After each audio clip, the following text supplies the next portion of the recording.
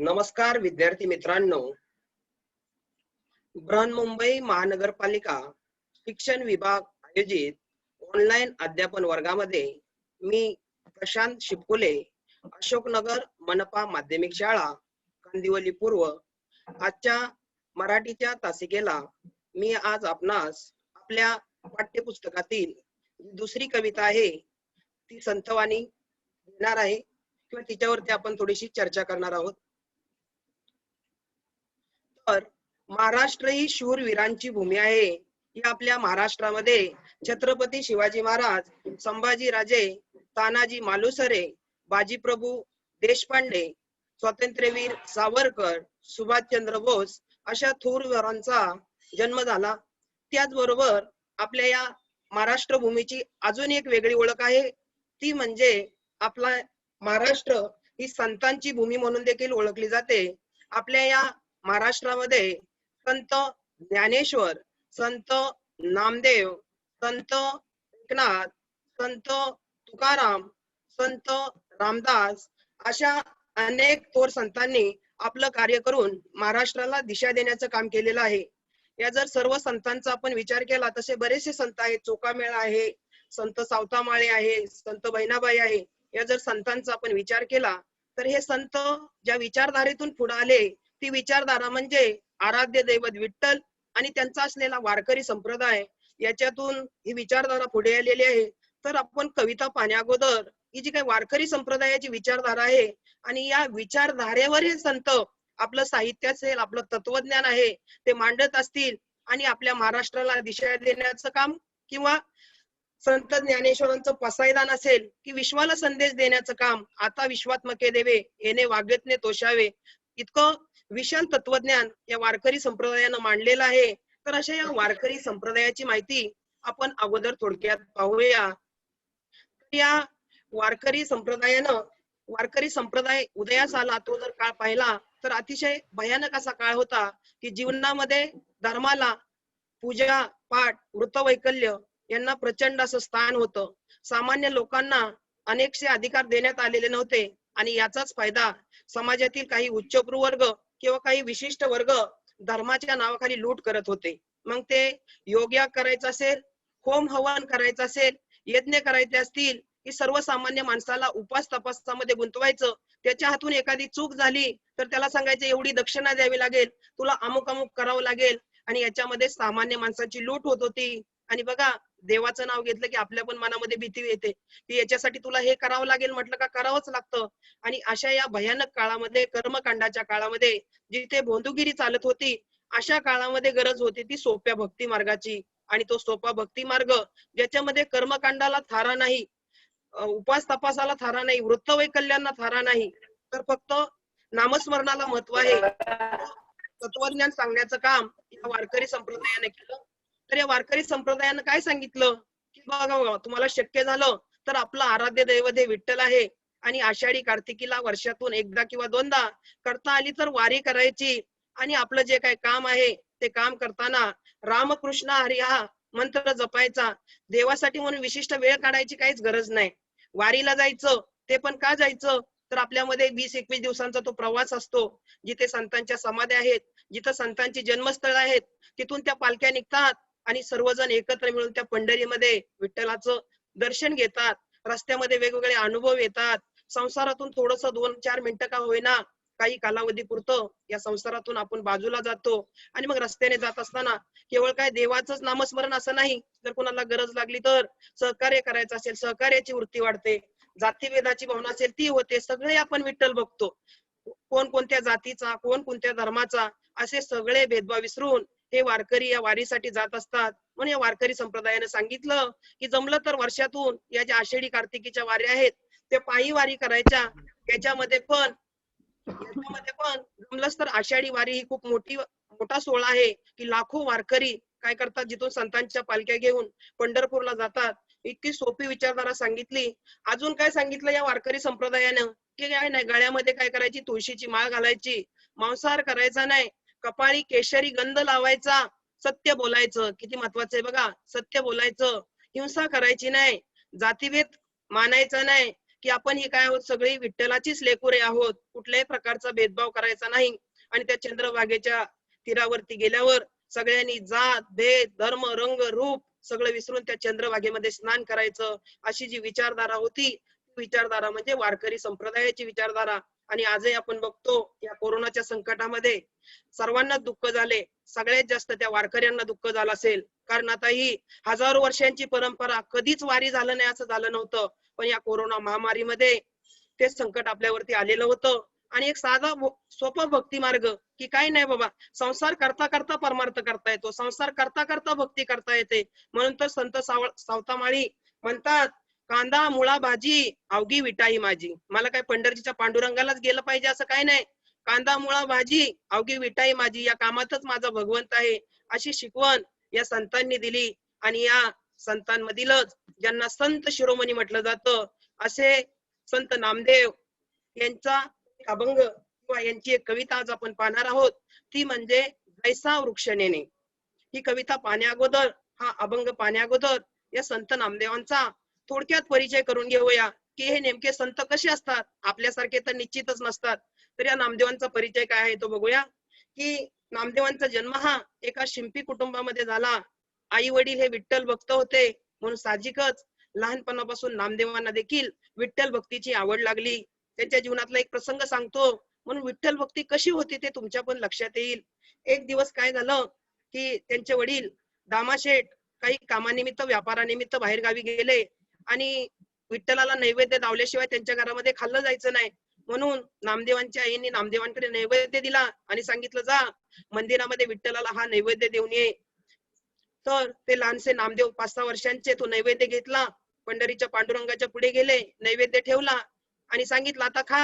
आईने सांगितलंय पांडुरंगाला नैवेद्य देऊन ये, तू खाल्ल्याशिवाय मी काही इथून जाणार नाही. आणि मग बघा, ती भोळी भक्ती पाहून अक्षरशः त्या विठ्ठलाला सुद्धा तो नैवेद्य खावा लागला. आता ही आख्यायिका आहे की खरं आहे माहिती नाही, पण संतांचा देवावरती असलेला दृढ विश्वास हा मात्र घेण्यासारखा गुण आहे. खाल्ल्याशिवाय मी इथून जाणार नाही, मला बाकी काय माहिती नाही. आणि असं म्हणतात की त्या नामदेवांच्या हट्टापायी त्या विठ्ठलाला देखील तो काय करावा लागला, नैवेद्य खावा लागला. त्याचबरोबर एक साहित्यिक म्हणून जर विचार केला, संत म्हणून जर विचार केला, तर संत नामदेव यांनी मराठी आणि हिंदी भाषेमध्ये अभंग रचना केली. बघा, महाराष्ट्रात आणणारे संत पण मराठीत तर अभंग रचना केलीच, त्याचबरोबर हिंदी भाषेमधील अभंग, हिंदी व्यासंग, त्यांचं जो काही अभ्यास आहे, ग्रंथांचं वाचन आहे, भाषेचा अभ्यास आहे, तो अतिशय दांडगा अभ्यास होता. त्याचबरोबर त्यांनी काय केलं, तर हा जो आपला वारकरी संप्रदाय आहे, हा जो भागवत धर्म आहे, की जिथे काय नाही, कर्मकांडाला थारा नाही, काम करत करत परमार्थ करायचा, ईश्वराची भक्ती करायची आणि देव हा भावाचा भुकेला असतो, हा जो प्रसार आहे तो आपल्या महाराष्ट्रात नाही केला. महाराष्ट्रात तर केलाच, पण त्याबरोबर पंजाब राज्यामध्ये देखील या आपल्या भागवत धर्माचा, वारकरी संप्रदायाचा प्रचार त्यांनी केला. अतिशय वाखाणण्याजोगं त्यांचं हे कार्य आहे. त्याचबरोबर त्यांचं हे कार्य पाहून, त्यांची ही प्रतिभा पाहून, त्यांचे हे उपदेश पाहून शिखांचा जो पवित्र धर्मग्रंथ आहे, गुरु ग्रंथ साहेब, या ग्रंथामध्ये अनेक संतांची कवनं समाविष्ट केलेली आहेत आणि त्यामध्ये 61 कवनं ही आपल्या संत नामदेवांची आहेत. त्याचबरोबर महाराष्ट्रामध्ये आज आपण बाबा महाराज सातारकरांची कीर्तन ऐकतो, निवृत्ती महाराजांची कीर्तन ऐकतो, कितीतरी हजारो कीर्तनकारांची कीर्तन ऐकतो की जे समाजाला प्रबोधन करत आहेत. तर अशा कीर्तनाची परंपरा कुणी सुरू केली असेल, तर ती संत नामदेवांनी सुरू केलेली आहे. असं म्हणतात की संत नामदेवांचं कीर्तन असं होतं की माणसाची टाळी लागायची, तन मन धन हरपून माणसं त्या कीर्तनामध्ये दंग व्हायची आणि जाताना कोणता तरी संदेश घेऊन जायची. त्या विठ्ठलाच्या गाभारामध्ये पंढरपूरमध्ये ते कीर्तन असेल त्यावेळेस असं म्हणतात की त्या कीर्तनामध्ये विठ्ठल देखील काय व्हायचा, नाचायला लागायचा. त्या कीर्तनामध्ये विठ्ठल स्वतः काय करायचे, नाचायचे. असे हे संत नामदेव महाराज, आणि त्यांचा एक अभंग आपल्याला आज बघायचा आहे, जैसा वृक्ष नेणे. त्याच्या पहिल्या चरणामध्ये संत नामदेव म्हणतात, जैसा वृक्ष नेणे मान अपमान, तैसे ते सज्जन वर्ततात. बघा काय म्हटलेलं आहे, जैसा वृक्ष नेणे मान अपमान, ज्या पद्धतीनं म्हणजे तसा त्या पद्धतीने वृक्ष नेणे, नेणे म्हणजे काय आहे, जाणत नाही, माहित नसतं. काय माहिती नसतं, मान आणि अपमान. मान आणि अपमान माहित नसतो. तुम्ही झाडाच्या जवळ गेला झाडाला मिठी मारली तरी झाडाला काही फरक पडत नाही, खूप राग आला झाडाला लाथ दिली तरी काही फरक पडत नाही, कारण ते झाड ते मान आणि अपमान यांच्या पलीकडे गेलेलं असतं. आपण जर एखाद्या वाढदिवसाच्या कार्यक्रमामध्ये गेलो आणि ज्याच्या कार्यक्रमाला गेलोय त्याने जर आपल्या हातात हात नाही दिला तर आपण आताच ठरवून टाकतो की तुझ्या घरी परत कधीच येणार नाही, कारण आपण मान आणि अपमानाला भुकेलेलो असतो. पण संतांचं तसं नसतं. मग हे पटवण्यासाठी त्यांनी आपल्याला झाडाचं उदाहरण दिलेलं आहे, संतांसाठी झाडाची उपमा दिलेली आहे. जैसा वृक्ष नेणे मान अपमान, ज्या पद्धतीनं ते झाड तो वृक्ष मान आणि अपमान यांना मानत नाही, तैसे ते सज्जन वर्ततात, त्या पद्धतीनं ते सज्जन वर्ततात म्हणजे वागतात. म्हणून संत नामदेव हे संतांचं, सज्जन माणसाचं, चांगल्या माणसाचं माहिती सांगताना आपल्याला म्हणतात, जैसा वृक्ष नेणे मान अपमान, तैसे ते सज्जन वर्ततात. संत कसे वागतात? झाडाप्रमाणे वागतात, की मान अपमान या गोष्टींचा त्यांच्यावरती कुठल्याही प्रकारचा प्रभाव होत नाही. नंतर दुसऱ्या चरणामध्ये काय म्हणतात, येऊन या पूजा प्राणी जे करीती, त्यांचे सुख चित्ती तया नाही. तर त्या झाडाची कुणी पूजा केली, बघा इकडे दिसते आपल्याला चित्रामध्ये की त्या झाडाची काय आहे, पूजा चालू आहे, त्याचे सुख चित्ती तया नाही. येऊन या पूजा प्राणी जे करीती, प्राणी म्हणजे मनुष्य, इकडे आता काय प्राणी असा शब्दशः अर्थ नाही घ्यायचा, जनावर वगैरे, जनावरांना ती काही भावना नाही पूजेची, मनुष्य प्राणीच आहे, समाजशील प्राणी आहे, म्हणून इथं नामदेवांना अपेक्षित आहे प्राणी म्हणजे मनुष्य. येऊन या पूजा प्राणी जे करीती, त्याचे सुख चित्ती तया नाही, चित्तामध्ये म्हणजे मनामध्ये, त्याच्या मनामध्ये कुणी पूजा करा, कुणी मान द्या, कुणी अपमान द्या, याच्या पलीकडे ते झाड गेलेलं असतं. झाड म्हणजे थोडक्यात काय, संत गेलेले असतात. पुढे काय म्हणतात, अथवा कोणी प्राणी येऊनी तोडीती, बघा मान अपमान केला फरक नाही पडला, पूजा केली काय नाही केली काय फरक नाही पडला, एवढंच काय कोणतरी कुऱ्हाड घेऊन ते झाड तोडायला जरी आलं तरी झाड नाही बोलत मला तोडू नको, मला त्रास होईल, मला वाईट वाटेल, जे काय करायचं असेल ते, मान द्या, अपमान द्या, पूजा करा, लात मारा, काही करा, झाडावरती कुठल्याही प्रकारचा फरक पडत नाही. मग संत नामदेव तिसऱ्या चरणात कवितेच्या काय म्हणतात, अथवा कोणी प्राणी येऊनी तोडीती, तयान म्हणती छेदू नका, कधी छेदू नका म्हणजे तोडू नका. प्रत्येक कठीण शब्दांचे अर्थ खाली दिलेले आहेत, तुम्ही पाहू शकता. अथवा म्हणजे किंवा, अथवा कोणी प्राणी येऊनी तोडीती, तयान म्हणती छेदू नका, कोण जर प्राणी मनुष्य प्राणी त्याला तोडायला आला तर ते वृक्ष तो झाड कधी तोडू नका असं म्हणत नाही. पुढच्या कवितेच्या चरणामध्ये नामदेव म्हणतात, निंदा स्तुती सम मानिती जे संत, बघा संतांचं महत्व काय, निंदा स्तुती सम मानिती जे संत, खूप महत्वाची भूमिका आहे. पूर्ण धैर्यवंत साधू ऐसे, बघा आपली जर कोणी निंदा केली, नालस्ती केली आणि आपल्याला कळालं, पाठीमागे जरी निंदा केली आपल्याला कोणी सांगितलं नाही अमुक अमुक तुला असं असं बोलत होता, लगेच आपण बोलतो आता बघतोच त्याच्याकडे, किंवा मनामध्ये आपल्या एक तिरस्काराची भावना येते, कारण माणूस, सामान्य माणूस हा कौतुकाला हापापलेला असतो, स्तुतीला हापापलेला असतो, त्याला निंदाही सहन होत नाही. कौतुक आवडतं पण निंदा केलेली आवडत नाही, कधी कधी खरं बोललेलं पण आवडत नाही बाळांनो. कधी कधी एखादी आपल्या हातून चूक झाली मुलांना आणि सांगितलं तू असं केलं हे चुकीचं आहे, आई वडिलांनी सांगितलं बघ मोबाईल बघणं जास्त चुकीचं आहे, खरं आपल्याला आवडत नाही, मग निंदा कधी आवडेल का? म्हणून संतांच्या बाबतीमध्ये काय सांगितलंय बघा, निंदा स्तुती सम मानिती, सम म्हणजे सारखी, हे संत निंदा आणि स्तुती यांना सारखीच म्हणतात. आपण काय करतो, स्तुती झाली का आपल्याला चांगलं वाटतं, आणि निंदा झाली, आपल्याकडे चूक दाखवली की मात्र आपल्या कपाळाची शीर पापड होतो, आपल्या कपाळाची शीर हालते, तर असं कधी करायचं नाही. संत बनायचं असेल म्हणजे काय गळ्यामध्ये तुळशीची माळ, पंढरीची वारी असंच नाही, संत म्हणजे चांगला माणूस जो स्थिर आहे. निंदा स्तुती सम मानिती जे संत, पूर्ण धैर्यवंत साधू ऐसे, कि ते निंदा स्तुती हे समान मानतात, आणि धैर्यवंत म्हणजे कधीही अविचल होत नाही, स्थिर राहतात. सुख असू द्या, दुःख असू द्या, मान असू द्या, अपमान असू द्या, काही त्रासाचा प्रसंग असू द्या, तरी जे स्थिर राहतात ते म्हणजे संत. आणि हे सांगताना शेवटच्या चरणामध्ये नामदेव म्हणतात, नामा म्हणे त्यांची जरी होय भेटी, अशा जर सज्जन माणसांची आपल्याला जीवनामध्ये काय झाली, भेट झाली, अशी सज्जन माणसं जर आपल्याला भेटली तरी जीव शिवा गाठी पडून जाय. बघा काय म्हटलेलं आहे, जीव शिवा, जीव म्हणजे आपला प्राण आणि शिव म्हणजे परमेश्वर. जर अशी माणसं सुख दुःख मान अपमान यांच्या पलीकडे गेलेली माणसं जर आपल्याला जीवनात भेटली तर कोण भेटल्यासारखं आहे, परमेश्वर भेटल्यासारखं आहे. बघा किती मोठा संदेश दिलेला आहे. चांगली माणसं जीवनामध्ये मिळणं याला देखील नशीब असावं लागतं. म्हणून बघा आपण म्हणतो संगत ही चांगल्याची धरावी, आणि अशीच संगत माणसाला संताची असावी, चांगल्या माणसाची असावी. म्हणून नामदेव महाराज शेवटच्या चरणामध्ये म्हणतात, नामा म्हणे त्यांची जरी होय भेटी. अशा माणसांची आणि आपली भेट झाली आणि ती नशिबा गाठली आहे, तर आपल्याला देव भेटल्यासारखा आहे, परमेश्वर भेटल्यासारखा आहे, भगवंत भेटल्यासारखा आहे. जर या कवितेचं सार काढलं तर कुठल्याही भावभावनेमध्ये विद्यार्थी मित्रांनो अडकून नाही राहिलं पाहिजे. आज आपण बघतो अनेक विद्यार्थी काय करतात, अपयश आलं, काही त्रास झाला तर आत्महत्या करतात. किती मोठा संदेश या नामदेवांच्या कवितेतून आपल्याला मिळतो. जीवनामध्ये कसाही प्रसंग असू द्या, कुठल्याही प्रकारची प्रतिक्रिया द्यायची नाही, जे काय असेल ते सगळं सहन करायचं. थोडक्यात काय, या कवितेचा जर भावार्थ आपण बघितला तर आपल्याला कळेल या कवितेमध्ये काय सांगितलेलं आहे. तर थोडक्यात भावार्थ आपण थोडक्यात बघूया की संत नामदेव म्हणतात की ज्या पद्धतीने वृक्ष मान आणि अपमान मानत नाही, त्या पद्धतीने संतांचं वर्तन असतं. वृक्षाची पूजा केली तरी झाडाला किंवा त्याच्या मनाला त्याच्यावरती कुठलाही परिणाम होत नाही, तो ते सुखदुःखामध्ये अडकत नाही. कोणी झाडाला तोडत असेल, त्रास देत असेल तरी देखील झाड हे ते सगळं सहन करत असतं.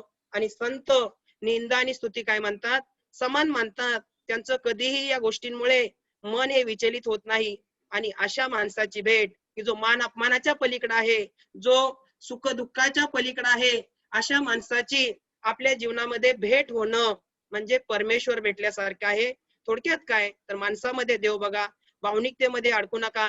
आज दुःख आहे, उद्या सुख येणार आहे, म्हणून त्याच्यामध्ये दुःख आलं की रडत बसू नका, सुख आलं की खूप हुरळून जाऊ नका. त्यापेक्षा स्थिर राहा, स्थितप्रज्ञ राहा, असा संदेश या अभंगातून आपल्याला संत नामदेवांनी दिलेला आहे.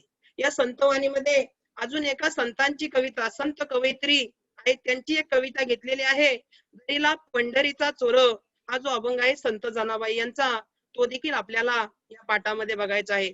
छोटे छोटे अभंग आहेत पण जीवनामध्ये खूप मोठा संदेश देणारे अभंग आहेत. तर संत जनाबाई या आपल्या अभंगात काय म्हणतात हे पाहण्या अगोदर यांचा थोडक्यात परिचय आपण बघूया. की जसे वारकरी संप्रदायात अनेक संत झाले, तसे या वारकरी संप्रदायामध्ये अनेक कवयित्री देखील झालेले आहेत. तर या कवयित्रींपैकी ज्यांचं मानाने नाव घेतलं जातं असे संत कवयित्री म्हणजे संत जनाबाई. बघा आजकाल ते पूर्वीच्या काही जे जात असायचं ते जात राहिले नाही, आता गिरणी आलेले आहेत, चक्क्या आलेले आहेत. पण पूर्वीच्या काळामध्ये स्त्रियांच्या तोंडी जे जात्यावरची गाणी असायची, ओव्या असायच्या, त्या ओव्या कोणाच्या असायच्या तर या संत जनाबाईंच्या असायच्या. संत जनाबाई या स्वतःला नामयाची दासी म्हणतात. त्यांच्या आई वडिलांचं निधन झाल्यानंतर त्यांचा सांभाळ हा एका बहिणीप्रमाणे संत नामदेवांनी केला. आणि नामदेवांची विठ्ठल भक्ती पाहून संत जनाबाई या देखील विठ्ठल भक्त झाल्या. म्हणून त्या स्वतःला नामदेवांना आपला गुरु मानतात आणि स्वतःला नामयाची दासी म्हणून घेतात. संत नामदेवांचं थोरपण मी तुम्हाला सांगितलं की विठ्ठलाने नैवेद्य खाल्ला नाही म्हणून ते खाईपर्यंत तिथून गेले नाहीत. दुसरं काय सांगितलं, त्यांच्या कीर्तनामध्ये विठ्ठल काय करायला यायचा, नाचायला यायचा, इतके त्यांना नामदेव प्रिय होते.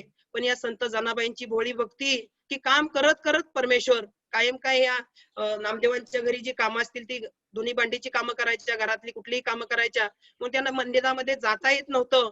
पण अशा वेळी यांची भक्ती पाहून विठ्ठल यांना कामामध्ये मदत करायला यायचा. बघा संत नामदेव एकीकडे किती श्रेष्ठ आहेत की विठ्ठल त्यांच्या कीर्तनात नाचायला यायचा, तर जनाबाईची भक्ती पाहून जनाबाईला काम करू लागायला विठ्ठल यायचा. मग ते जात्यावरचं दळण असेल, दळण कांडण असेल, अशी कोणतीही कामं करताना त्यांना तो विठ्ठल दिसायचा. आणि त्यांनी देखील अनेक अभंगाची रचना केलेली आहे. त्यांचा जो अभंग आहे तो अभंग आपण पाहूया, दरीला पंढरीचा चोर. बघा कवितेचं अभंगाचं नाव जर बघितलं, दरीला पंढरीचा चोर. आता ते काय म्हणतायत, पंढरीचा चोर कुणाला म्हटलेला आहे, विठ्ठलाला म्हटलेला आहे. संतांमध्ये जेवढी ताकद असू शकते की देवाला सुद्धा चोर म्हणायचं, का म्हणू शकते ती, कारण ती बोलते माझं विठ्ठला तू चित्त चोरलेला आहे, माझं तन मन धन माझं कशातही लक्ष नाही, जिकडे जाईल तिकडे मला पांडुरंग दिसत आहे, जसं काय तू माझं चित्त चोरले. म्हणून ती त्याला काय उपमा देत आहे, चोराची, पंढरीच्या चोराची उपमा देत आहे. दरीला पंढरीचा चोर, गळा बांधून या दोर. ती म्हणते मी पंढरीचा चोर विठ्ठलाला पकडलेला आहे आणि त्याच्या गळ्यामध्ये काय टाकलेला आहे, दोर टाकलेला आहे. कशाचा दोर टाकलेला आहे, भक्तीचा दोर टाकलेला आहे. दरीला पंढरीचा चोर, गळा बांधून या दोर. ती म्हणते मी विठ्ठलाच्या चोराला पांडुरंगाला पकडलेला आहे, पण कशाने? भक्तीच्या दोराने पकडलेला आहे. हृदय बंदी खाना केला. आणि त्या विठ्ठलाला पकडण्यासाठी मी काय केलेलं आहे? माझं हृदय काय केलेलं आहे? बंदीखाना केलेला आहे. या हृदयामध्ये पांडुरंगाला ठेवलेला आहे, कैद करून ठेवलेला आहे. या कैद खान्यामध्ये, या तुरुंगामध्ये मी विठ्ठलाला बांधून ठेवलेला आहे. हृदय बंदी खाना केला, आत विठ्ठल कोंडीला. आणि आत विठ्ठल कोंडीला. याचा शब्दशः अर्थ आहे की हृदयबंदी खाना केला म्हणजे काय? तर या हृदयामध्ये मी विठ्ठलाला कायम ठेवलेला आहे. जोपर्यंत माझ्या जीवामध्ये जीव आहे, हृदय जोपर्यंत माझं धडधड करत आहे, तोपर्यंत मी विठ्ठलाला सोडणार नाही. या बंदीखान्यामध्ये मी विठ्ठलाला डांबून ठेवलेला आहे. तिसऱ्या चरणामध्ये काय म्हणतात? शब्दे केली जवाजुडी. जवाजुडी म्हणजे काय? जुळणी केली. मी माझ्या अभंगाने, माझ्या भावनांनी काय केलेले? शब्दांची जोडणी केलेली आहे. आणि विठ्ठल पायी घातली बेडी. आणि जोडणी करून विठ्ठलाच्या पायामध्ये बेडी घातलेली आहे. बेडी म्हणजे साखळदंड घातलेले आहेत की आता विठ्ठल माझ्यापासून कुठेही जाऊ शकत नाही. आणि यासाठी मी शब्दांची जवाजोडी केलेली आहे. आणि या जवाजोडी म्हणजे जोडणी, शब्द जोडले, असे शब्द जोडले की विठ्ठलाला आता माझ्यापासून जाता येणार नाही. पंढरीचा चोर मी धरलेला आहे, त्याच्या गळ्यामध्ये भक्तीचा दोर मी बांधलेला आहे. आणि हृदयाचा बंदीखाना करून, हृदयाचा तुरुंग करून मी विठ्ठलाला त्याच्यामध्ये कैद करून ठेवलेला आहे. आणि त्याला साखळदंड शब्दांचे घातलेले आहेत. अशा पद्धतीनं जानाबाई लटक्या भांडणात विठ्ठलावरती इतक्या अधिकारानं बोलतात. विठ्ठलाला चोर म्हणतात. कारण संत हे परमेश्वराने मी वेगळा आहे असा भेदभावच करत नव्हते. तर पुढच्या चरणामध्ये संत जानाबाई काय म्हणतात? सोहम शब्दांचा मारा केला. मी काय केलेला आहे? सोहम, मीपणा, अहमपणा. आज माझ्यामध्ये तुझी भक्ती करून इतका मीपणा आलेला आहे, अहमपणा आलेला आहे की आता तू आणि मी वेगळा हे मला मान्य नाही. तू आणि मी एकच आहोत आणि आता मी तुला सोडणार नाही. आणि जनाबाईचा हा हट्ट पाहून, हृदयाचा बंदीखाना पाहून, तिची भक्ती पाहून विठ्ठल म्हणतो, विठ्ठल काकुलती आला, व्याकुळ झाला, गयावया करू लागला, जनाबाई मला सोड. पण जनाबाई बोलतात की तुला सोडणार नाही. जोपर्यंत श्वास, शेवटचा श्वास चालू आहे, तोपर्यंत मी तुझी ही भक्ती करत राहणार. जनी म्हणे बा विठ्ठला, जीवेन सोडी मी तुला.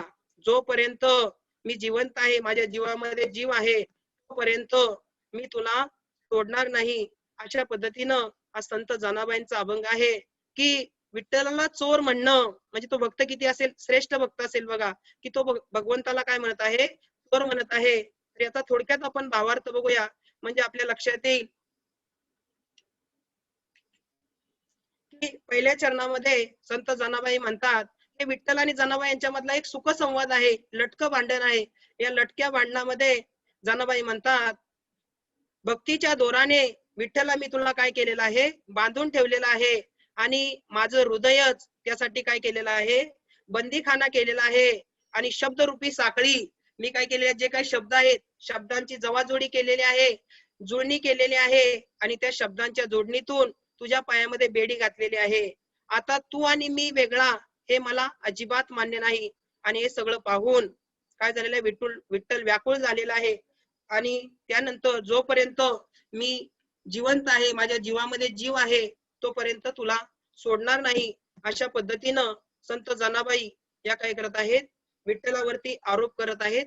अशा पद्धतीनं संतांची भेट होणं म्हणजे देव भेटल्यासारखं आहे. आणि भक्ती कशी असावी? तर जनाबाई सारखी असावी की ज्या भक्तीमध्ये आपण काय करू शकतो? विठ्ठलावर देखील हक्क गाजवू शकतो, आपल्या हृदयामध्ये त्या भगवंताला कोंडून ठेवू शकतो. असं दोन संतांचे जे अभंग आहेत, ते अभंग आजच्या तासिकेला आपण बघितलेले आहेत. या अभंगातील जर तुम्हाला ते अभंग कळलेलेच असतील की संत नामदेव काय म्हणतात की माणसाने मान अपमानाच्या पलीकडे गेलं पाहिजे, निंदा स्तुती यांच्या पलीकडे गेलं पाहिजे, अशा भावनांना किंमत नाही दिली पाहिजे. आणि दुसरी गोष्ट, भक्ती करायची असेल तर जनाबाई सारखी केली पाहिजे. काय? एकदा भक्त आहे तर शेवटच्या श्वासापर्यंत मी तुझी काय करणार आहे? भक्ती करणार आहे. तर या कवितेवरचं थोडक्यात आपण मूल्यमापन करूया की या कवितेमधला भाग तुम्हाला समजलाय की नाही ते. याच्यामध्ये प्रश्न पहिला आहे, खाली दिलेल्या शब्दांसाठी उपमा लिहा की कुठली उपमा वापरली आहे? तर विठ्ठल आहे, तर विठ्ठलाला जनाबाईंनी कोणती उपमा वापरलेली आहे? तर पंढरीचा चोर ही उपमा वापरलेली आहे. त्यानंतर पुढचा जो प्रश्न आहे की हृदयासाठी काय वापरलेले आहे, बंदीखाना ही उपमा वापरलेली आहे. आणि त्याच्यानंतर तुमच्या घरच्या अभ्यासामध्ये काही सोमतासाठी प्रश्न दिलेले आहेत, जिथे तुम्ही तुमची मतं मांडायची आहेत, तुमचे विचार मांडायचे आहेत. त्यामध्ये 2-3 प्रश्न दिलेले आहेत की जैसा वृक्ष नेणे या अभंगातून पर्यावरण रक्षणाचा दिलेला संदेश तुमच्या शब्दात लिहा. तर तुम्ही तो सोमतचा प्रश्न लिहायचा आहे, तुमच्या वर्ग शिक्षकांना दाखवायचा आहे किंवा पुढच्या तासिकेला तो दाखवायचा आहे. काय संदेश दिलेला आहे, तर झाडं तोडू नका. झाडाचं एक तिथं उदाहरण आलेलं आहे, याच्यावरून काय पर्यावरण रक्षणासाठी झाडं तोडू नका हा संदेश दिलेला आहे. याविषयीची तुम्ही माहिती सांगू शकता. त्याच्यानंतर माणसाच्या जीवनामध्ये भक्तीचं महत्व तुमच्या शब्दामध्ये लिहायचंय की भक्तीमुळे काय होतं बाबा, तर नकारात्मक विचार मनामध्ये असतील तर ते कमी होतात. अशा पद्धतीनं हे प्रश्न तुम्ही स्वाध्यायामध्ये घरी लिहायचे आहेत. त्याच्यानंतर तुमचा एखादा आवडता संत असेल, त्यांची माहिती मिळवा आणि त्यांच्याविषयीची माहिती लिहायची आहे. अशा पद्धतीनं हे जे काही स्वाध्यायासाठी तुम्हाला काम दिलेलं आहे, ते स्वाध्यायाचं काम तुम्ही पुढच्या तासिकेपर्यंत पूर्ण करायचं आहे. तर आजच्या या तासिकेमध्ये मी जे अभंग घेतले, जैसा वृक्ष नेणे आणि दुसरा एक अभंग घेतला तो म्हणजे घरीला पंढरीचा चोर, तुम्हाला समजलेच असतील. एवढं बोलून मी माझं जे काही संतवाणीचं अध्यापन होतं ते थांबवतो. धन्यवाद.